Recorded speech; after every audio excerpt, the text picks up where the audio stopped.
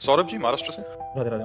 राधे राधे महाराज। महाराज जी, क्या ये सही है कि एक गुरु से दीक्षा लेने के बाद किसी अन्य गुरु का अनुसरण करना जहां उन्हें शांति और प्रेम की प्राप्ति हो रही है? देखो, एक चीज ध्यान रखना है कि शिक्षा गुरु हम 100-200 बना सकते हैं, जैसे 24 शिक्षा गुरु बनाए दत्तात्रेय जी महाराज ने, लेकिन दीक्षा गुरु हमने दीक्षा ले ली, जैसे गुरु ने कहा राम राम जपो।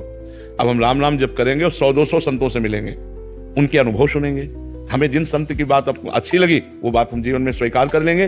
पर हमें लगता है कि गुरु जो मंत्र दीक्षा वाला गुरु एक ही होना चाहिए। शिक्षा गुरु अनेक किए जा सकते हैं, शिक्षा हम कहीं भी बैठ करके सुन सकते हैं। मान लो हमको अपने गुरु के वचनों में दृढ़ विश्वास करने वाले अगर हमको 100 संतों के वाक्य मिले तो हमारी बात बन जाएगी, लेकिन हमें अपने गुरु पर अश्रद्धा नहीं करनी चाहिए, अपने गुरु मंत्र पर अश्रद्धा नहीं करनी चाहिए। यदि हम अपने गुरु द्वारा दिया हुआ मंत्र और नाम जप करेंगे और सब संतों का संग करें और अपने गुरु के अनुकूल बात सुने, बात समझना है, सब संतों का संग करें पर बात वही पकड़ें जो हमारी साधना को पुष्ट करे, तो हमारी बात बिगड़ेगी नहीं। हम चाहे 100 संतों से संग करें, हमारा कुछ नहीं बिगड़े। अब ये नहीं कि हम जहां संग किया वहीं गुरु बना लिया, फिर उनको छोड़ा, फिर ये ऐसे नहीं। गुरु एक है, शिक्षा दीक्षा सत्संग हम हजारों जगह सुन सकते हैं, तो वो बात अलग है। हम जो मंत्र दीक्षा लिए हैं वो एक ही जगह से, ऐसा चलना चाहिए हमें लगता है। और अगर गुरु पर अश्रद्धा हो जाए तो गुरु मंत्र पर तो अश्रद्धा नहीं होनी चाहिए ना।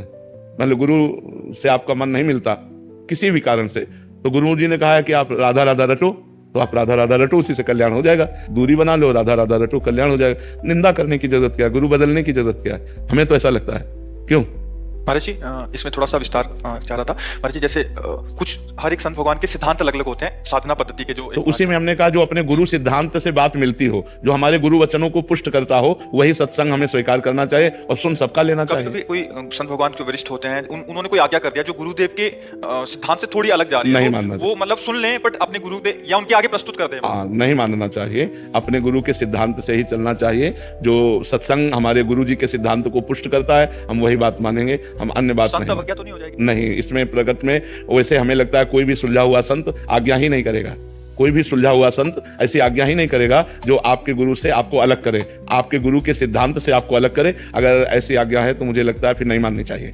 अपने गुरु में श्रद्धा, अपने गुरु मार्ग में पुष्टता, यही सत्संग का प्रभाव है। गुरु विमुख कर देना मतलब हरि विमुख हो जाना, फिर बात नहीं बनती है। एक तो हमारी तो साधना संबंधित हो गया, एक उन्होंने कोई ऐसी सेवार्थ कार्यों में आज्ञा कर दी, आप प्याऊ बनाओ, मान लीजिए गौशाला बनाओ, तो अपने गुरु से इसकी आज्ञा लेनी चाहिए या वो कार्य कर सकते हैं अगर हमारे सामर्थ्य है, या नहीं भी है तो हम कैसे उसको? नहीं, पहली बात तो है कि हर कार्य के लिए गुरुदेव की आज्ञा अनिवार्य है यदि हम परमार्थ पे चलते हैं। देखो, भगवान राम धनुष उठा रहे हैं तो गुरु ही प्रणाम मन ही मन कीन्हा, पहले गुरुदेव के चरणों में प्रणाम किया फिर धनुष उठा। मतलब हर एक कार्य अपने गुरुदेव की आज्ञा, गुरुदेव को नमन। गुरुदेव, अब जैसे किसी संत ने कहा कि आप पौशाला खोलिए, जी महाराज जी, गुरुदेव भगवान से बात करते हैं, खुली बात है, हम अपने गुरुदेव भगवान से बात करते हैं और गुरुदेव भगवान सहमति दे देते हैं कि हाँ खोलिए, हमारे पास धन है तो हम पौशाला खोल देते हैं। लेकिन डायरेक्ट किसी बात को हम तब मानेंगे जब हमारे गुरुदेव की अनुमति होगी। हाँ, एक कोई आए थे तो कह रहे थे कि उन्होंने, किसी ने पूज्य जन ने बोला कि 1 साल तक यहाँ भंडारा कराया जाए, तो मतलब वो इतना ज्यादा हो गया कि उनकी आज्ञा का उल्लंघन करें तब दिक्कत, और यहाँ से एक महाराज जी की एक दिनचर्या है उसमें बाधित हो रही है, हमारी साधना बाधित हो रही है, तो महाराज जी इसमें नहीं,